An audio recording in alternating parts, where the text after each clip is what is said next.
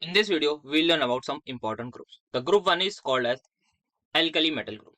The members of the group are lithium, sodium, potassium, rubidium, cesium and francium. Francium is actually a radioactive element. They all are metals. Metallic character increases down the group. They are white, soft solid. They can be easily cut with a knife. So, lithium is the hardest among them and francium is going to be the softest. All alkali metals have one electron in their valence shell.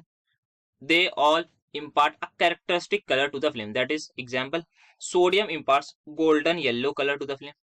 So they readily form unipositive ion as they only have one electron in their valence shell. So Na positive, Ka positive, etc. by losing their valence electron and acquiring the nearest noble gas configuration.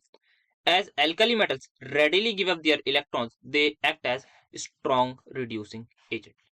Alkali metals are very reactive elements.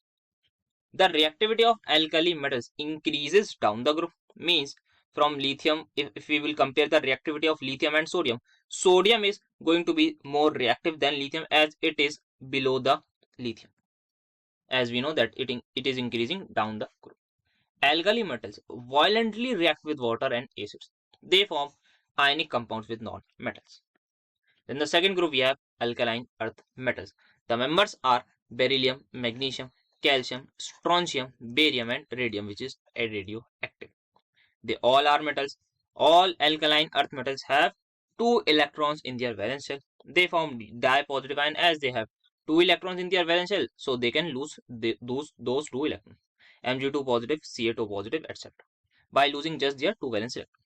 Except beryllium and magnesium, all the alkaline earth metals also impart characteristic color to the flame. For example, calcium shows brick red color, strontium shows crimson red, and barium shows apple green.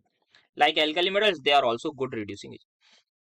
Alkaline earth metals are reactive metals, but they are less reactive as compared to alkali metals.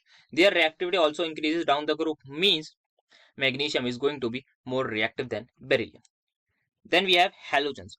So the members are fluorine, chlorine, bromine, iodine, and acetine, which is radioactive.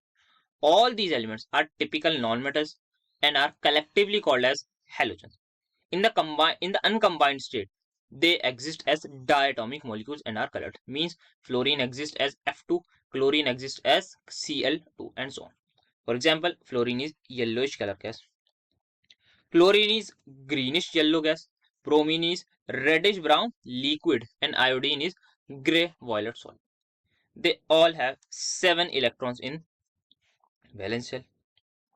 So they can readily accept one electron to achieve the nearest noble gas configuration and form unipositive anions like F negative, Cl negative. So we just saw that they are acquiring the nearest noble gas configuration. As halogens readily accept an electron, they act as an oxidizing agent. So fluorine is the strongest common oxidizing agent. Halogens are quite much reactive nonmetals. The reactivity of halogens but decreases down the group, means fluorine is the most reactive nonmetal. Then we have the group which is group 18, noble gas group. The members are helium, neon, argon, krypton, xenon and red. They all are nonmetals. They exist as monoatomic gases. All these elements have 8 electrons in the valence shell of their atom except helium, which has 2 electrons. As these elements have complete octet in their valence shell except helium, which has a duplet. They do not have tendency to lose or gain electrons. Therefore, these elements are chemically unreactive or rather inert. I hope it is clear to you. Thank you.